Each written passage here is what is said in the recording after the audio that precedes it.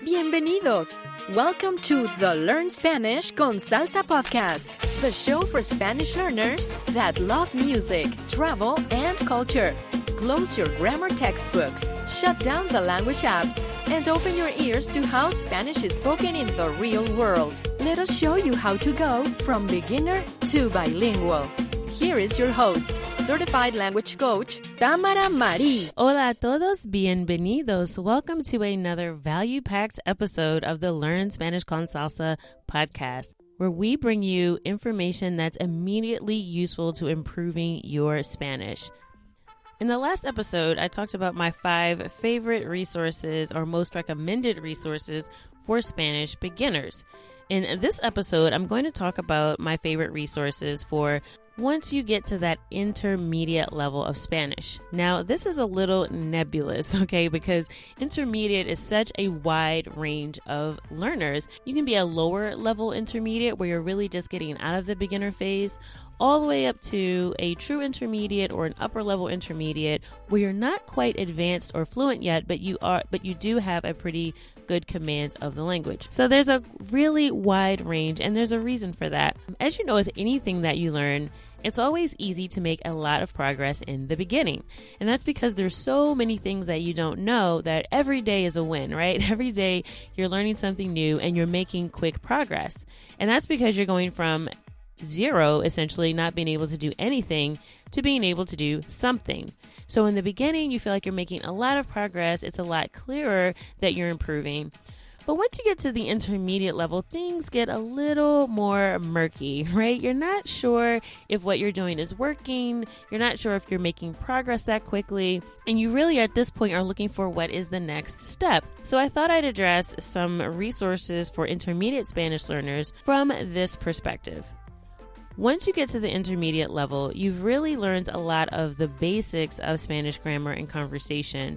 And at this point, you really need to spend a lot more time in practice mode. So you need to be using the language a lot more so that you can get better at the areas that you still make a lot of mistakes. Another thing that is really good to focus on once you reach the intermediate level, and really I say you can do this as a beginner, but especially at the intermediate level, you want to tailor your learning to you. You don't want to look at things that are pretty generic. You want to find something that is specific to your interests. So for this reason, you're going to have to do a lot more work in coming up with your own learning schedules, your own learning materials, and really getting to what you're interested in. And by now, you should also know what works for you and what doesn't. So as a beginner, especially if Spanish is the first foreign language that you're learning, when you started out, you really didn't know how things were going to work, right? You tried what people told you, and then you may have gotten better, but as you reflect on it now, you can see now that some of those things were really just a waste of time, or they really didn't work for you. So as an intermediate learner, you're much more knowledgeable about your own learning style and how you learn best. So that being said, the resources I'm recommending for intermediate learners, keep all of that in mind. Each one of these resources gives you the opportunity to tailor your learning for you. The first resource I recommend for intermediate Spanish learners is a website called wordreference.com. Now, this is an online dictionary that has translations for many different languages, but of course they have an English to Spanish and Spanish to English translator. Now, the reason that I recommend wordreference.com is that they tend to have a pretty thorough list of definitions, particularly for words that have more than one definition. So as you get to the intermediate level, you're going to start to notice more of the nuances in the Spanish language. You'll probably get more curious about, I heard this word in this context, but it sounds like it means something different over here. For example, the word espero. You may have learned as a beginner that it means I hope. But as an intermediate learner, you may get curious when you come across a usage of espero, which actually means I expect, right? So Again, these are things you'll start to notice as you get further along in your study. And when you go to wordreference.com, they're usually pretty good about providing multiple definitions and giving you examples of those words. And one thing I've also seen that they've started to do, not only do they provide the audio so you can listen to the word as well, but I've noticed they've started to identify different dialects in Spanish. So for instance, if a word is used one way in Spain, but a different way in Mexico, sometimes they will actually indicate that in the definition, and that can be very useful. Now, along those lines, the second website I recommend is called reverso.net. That's reverso.net. And again, make sure you check out the show notes. Go to learnspanishconsalsa.com/intermediate. And I'll have all of these resources listed for you so you don't have to remember what they are right now. But reverso.net is really good for looking up phrases in Spanish. When you go to the website, look for this section that says context. And you should see that in the menu on the very top of the site. It should just say context. When you look up a word or a phrase in this section, it gives you something very, very valuable.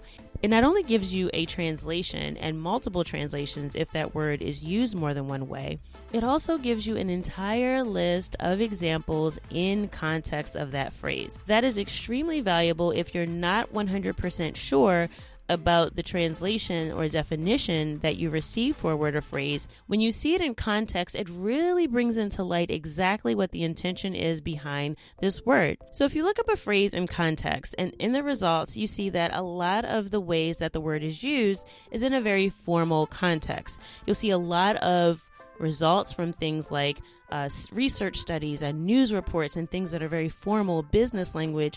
That gives you a clue that maybe that word is a little bit more formal. Versus if you get a lot of more casual, more conversational examples that come up, you'll get a sense of the tone of the word and how it's actually used from some real examples. So that can be very powerful and very useful, and it can save you from making a lot of mistakes when you're looking up words.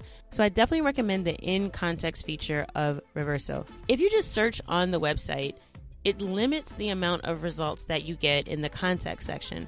But when you sign up for an account, which is free, you'll be able to get more results, and it'll actually save the history of all the words that you've looked up.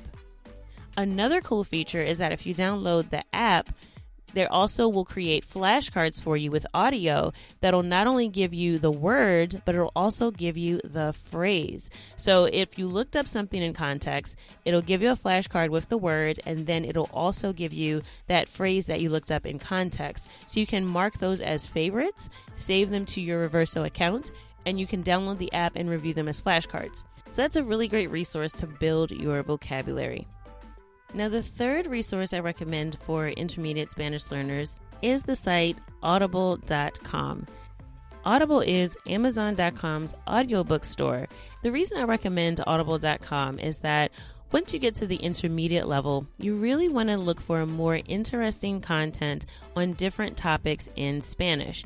And audiobooks are a great way to practice not only your listening comprehension, but your reading skills in Spanish and begin to augment your vocabulary.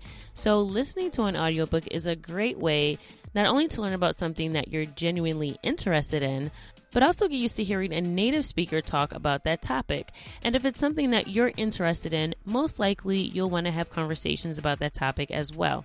So go to audible.com, check out the Spanish language section, and there are many different books from novels to nonfiction to books on meditation and spirituality. So whatever your interest is, you can find an audiobook on that topic, download it to your account, and listen to it whether you're in your car, taking a walk, at the gym. It's really a valuable resource to increase your Spanish exposure. And because you are a Learn Spanish Con Salsa podcast listener, I have a link in the show notes where you'll be able to get one free audiobook downloaded if you don't already have an Audible account. So go to learnspanishconsalsa.com/audible, that's AUDIBLE, and you'll be able to redeem your free audiobook purchase. And you'll get to test drive the Audible service to see if it works for you. So I definitely recommend Audible.com. And if you can get your hands on the paper copy of the book as well, or even the ebook, it's a really good idea to actually read along with the text of the book while you listen. And in a future episode, I'm going to go into some more details about exactly how you can use audiobooks to 10x your vocabulary in Spanish. Now, the good thing about Audible is if you download a book and for whatever reason you don't like it, you can always return the book and get something that you like. Now, this has happened to me before. There's a book that I downloaded, and it's not that I didn't like the book, but I really did not like the voice of the narrator. And that can happen. Think about it. You're listening to a book for sometimes hours, and if the voice is a little bit grating to you, or for whatever reason it doesn't hit your ear correctly, it can be a big distraction from trying to pay attention to the content of the book and the language. So again, if there's a narrator that you don't like, look for another version of the book. Sometimes they do have multiple narrators, especially for the very popular books. But Audible is really good about allowing you to try out the service and to refund it if it's not working for you. So I definitely recommend giving it a shot. Now, the fourth resource I recommend is actually a repeat from the beginner list. This is Spanish Pod 101 once again. But for intermediate learners, I actually would recommend to go to the upper intermediate series. Now, Spanish Pod 101 actually has various different levels. They have a lower intermediate, sort of like that middle of the road, true intermediate level, I guess an intermediate, that's a little redundant. And then they have upper intermediate. But what I found is that those lower intermediate lessons sometimes just have way too much English. And when you're getting to a true intermediate level, it's going to be really distracting for you to hear English sort of break up your Spanish listening practice. It can actually become really frustrating if you get into the flow of listening to Spanish and then you hear someone interrupt with English. So I recommend going straight to the upper intermediate level in Spanish Pod 101. I believe they also have some advanced lessons. So not only is the conversation in Spanish, but the grammar breakdown and the conversation after, right, sort of the conversation about the conversation, okay, is also 100% in Spanish. And that can be really helpful to push you to the next level. As an intermediate learner, you're going to have to look for ways to really push yourself. If you want to really improve, you'll have to do things that you find just a little bit challenging. Now, it shouldn't be something that you have absolutely no idea what's going on. That's too hard. So you want to find something that's just maybe a little bit more difficult than what you did before or what you're comfortable with. So you're really going to have to push yourself out of your comfort zone as an intermediate learner, and I found that the upper intermediate and advanced levels of Spanish Pod 101 are really good for that. And the fifth resource that I recommend for Spanish learners that are at the intermediate level is iTalki.com, and that's italki.com. Now, iTalki is a partner of our podcast, and if you go to go.italki.com/Spanish Con Salsa, you'll get a $10 credit for your first lesson. So I wanted to let you know that up front that they are a partner, and you will get a $10 credit if you use go.italki.com/Spanish Con Salsa. The reason I recommend italki.com for intermediate Spanish learners is because you really need to focus on getting speaking practice in Spanish. While reading and listening to audiobooks will improve your vocabulary, you'll really want to practice what you learn in an actual conversation. And iTalki has some very reasonably priced tutors from all over Latin America that you can connect with and begin to practice speaking Spanish. Now, you might also find you'll get a lot of requests for language partners on iTalki. And language partners are another great way to practice speaking Spanish.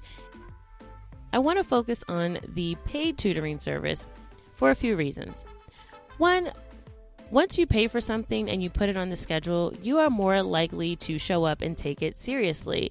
And again, you can find some pretty reasonably priced tutors, and you can really tailor the classes to your schedule. Most of the tutors use Skype. iTalki does have its own platform on their website where they allow for video chat. Unfortunately, I found that, at least at the time of this show, that it's a little bit buggy, and most of the tutors still prefer to use Skype. But it's really good to get some lessons on the calendar so you can plan things out in advance. In language exchanges, there's a little bit more effort to get people to commit to show up and also to get yourself to commit, because in a language exchange, both of you are sort of volunteers. You're doing this for free. You're helping someone with their English, they're helping you with your Spanish, but it's going to take some additional time because you'll have to also spend time talking in English. So if you're strapped for time, if you're pretty busy, I would recommend to definitely check out some of the tutors that are on iTalki.com, because you'll be able to commit some time on your calendar where you have some skin in the game to actually practice Spanish. If you're just starting out with iTalki, you also will get 3 trial lessons, and these are steeply discounted lessons so that you can try out the iTalki service and also find a tutor that you really connect with.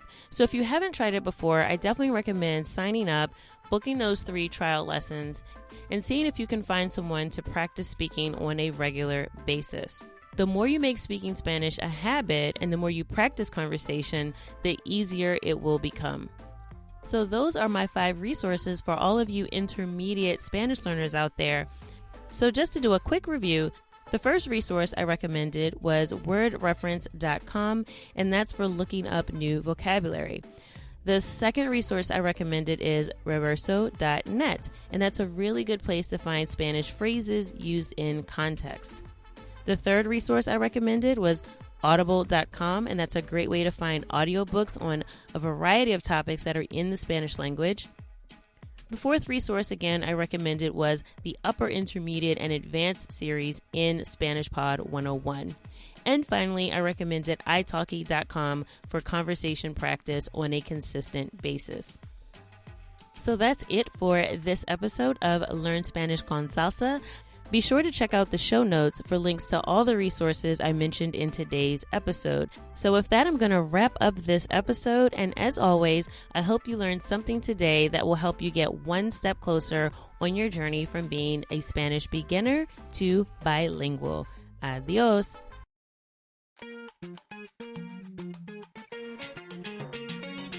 Thank you for listening to the Learn Spanish Con Salsa podcast at learnspanishconsalsa.com.